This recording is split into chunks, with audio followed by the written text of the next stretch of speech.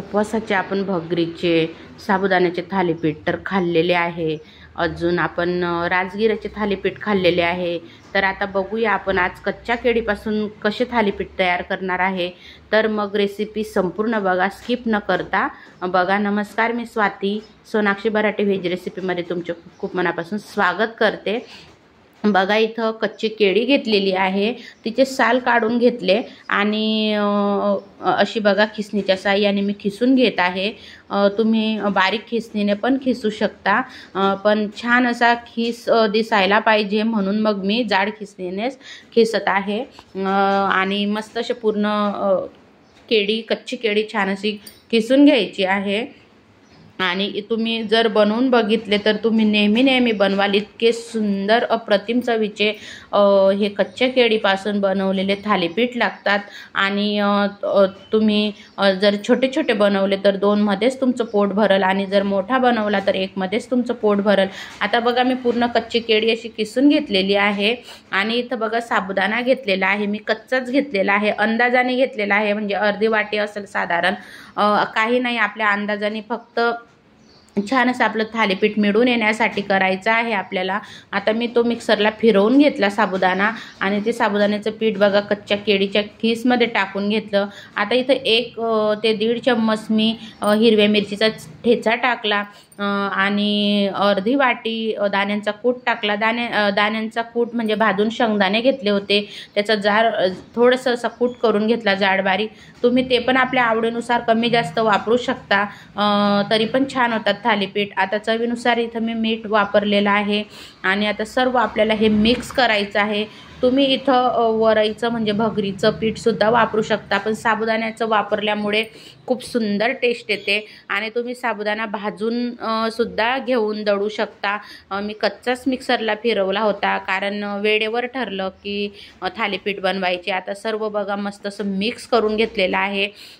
आणि जर तुम्हाला असं थोडंसं कडकमध्ये नसेल, जर थालीपीठ थापता येत असेल, तर मग तुम्ही थोडंसं अर्धा ग्लास पाणी टाकून थोडंसं सैल केलं तरी चालेल. आता बघा, झाकून ठेवलं अर्धा तास, म्हणजे आपला साबुदाणा छान तिच्यामध्ये छान असा बघा मस्त भिजून येतो. आणि आता तवा ठेवलेला आहे मस्त गॅसवर असा तापवायला. थोडंसं तेल टाकलं आणि एका वाटीमध्ये मी पाणी घेतलेलं आहे, आणि 1 गोळा मी असा तयार करून घेतला. आपण जे तयार केलेलं आहे कच्च्या केळीपासून थालीपीठचं सारण. आणि मस्त असं बघा पाण्याचा हात लावून तुम्हाला कसं जाड बारीक हवं, तुम्ही बारीक बनवलं तरी छानच लागणार आहे, जाड बनवलं तरी छानच लागणार आहे. तुम्हाला छोटे बनवायचे, तुम्ही छोटे साईजचे बनवू शकता. बघू शकता आता मस्त असं छान होऊ द्यायचे.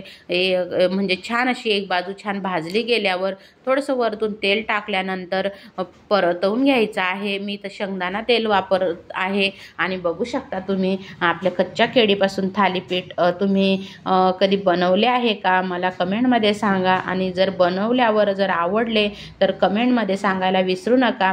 माझी रेसिपी जर तुम्हाला खरोखर मनापासून आवडत असेल तर लाईक, शेअर, सबस्क्राईब करायला मात्र विसरू नका. आणि बघू शकता किती सुंदर आपलं थालीपीठ तयार झालेलं आहे. आता मी लगेच दुसरं थालीपीठ आता थापून घेत आहे. असं बघा पाण्याचा हात लावून करायचं आहे. तुम्ही एखाद्या प्लॅस्टिकच्या पिशवीवर सुद्धा असं थापून घेऊ शकता, नंतर तुम्ही टाकू शकता, पण मग तुटण्याची भीती असते, म्हणून त्यामुळं मग मी डायरेक्ट तव्यावरच असं गोळा गॅस बारीक करून टाकायचा खाली. आणि मग त्यानंतर असं बघा 1 गोळा घेऊन असं थालीपीठ थापून घ्यायचं. तुम्हाला खरोखर सांगते इतके सुंदर हे थालीपीठ लागतात. तुम्हाला जर छिद्रे पाडायचे तर तुम्ही पाडू शकता, पण ह्या प्रकारेच मी बनवते. आणि थोडंसं आजूबाजूला तेल सोडून घेतलेलं आहे.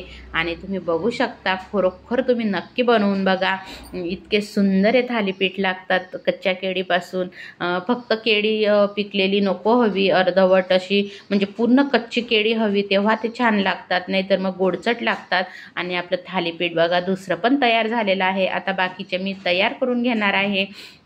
2 थालीपीठमध्येच तुमचा उपवास म्हणजे तुम्हाला असं वाटणार नाही का उपवास पोट भरून जाईल, इतके सुंदर आणि काहीतरी नवीन आपल्याला बघायला मिळालं, काहीतरी नवीन खायचं उपवासाला. मग थोडंसं वेगळं काहीतरी छान वाटतं खाण्यासाठी. तेच रोज साबुदाणा खिचडी, भगर आमटी किंवा भगर खाऊन कंटाळा येतो. तर मग तुम्ही नक्की असे थालीपीठ नक्की तयार करून बघा आणि मला सांगा तुम्हाला आवडली का माझी रेसिपी. कच्च्या केळीपासून बनवलेले थालीपीठ आता बघा आपण खाण्यासाठी तयार आहोत. आता आपले बघा 2 थालीपीठ तयार झालेले आहे. बाकीचे आता मी नंतर बनवणार आहे. बघू शकता किती सुंदर दिसत आहे. फक्त तुम्ही अर्धा तास भिजवून ठेवा ते, म्हणजे साबुदाणा आपला कच्चा जरी असला तरी तो भिजून येतो. आणि रेसिपी आवडल्यास मात्र मला सांगायला विसरू नका.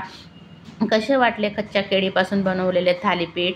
आणि तुम्हाला मी एक बघा तोडून पण दाखवते, इतके सुंदर होतात हे आणि खायला तर इतके छान लागतात. खूप छान. मी तुम्हाला वड्यांची रेसिपी पण दाखवलेली आहे, ती पण आपल्या व्हिडिओवर जाऊन बघा. श्री स्वामी समर्थ.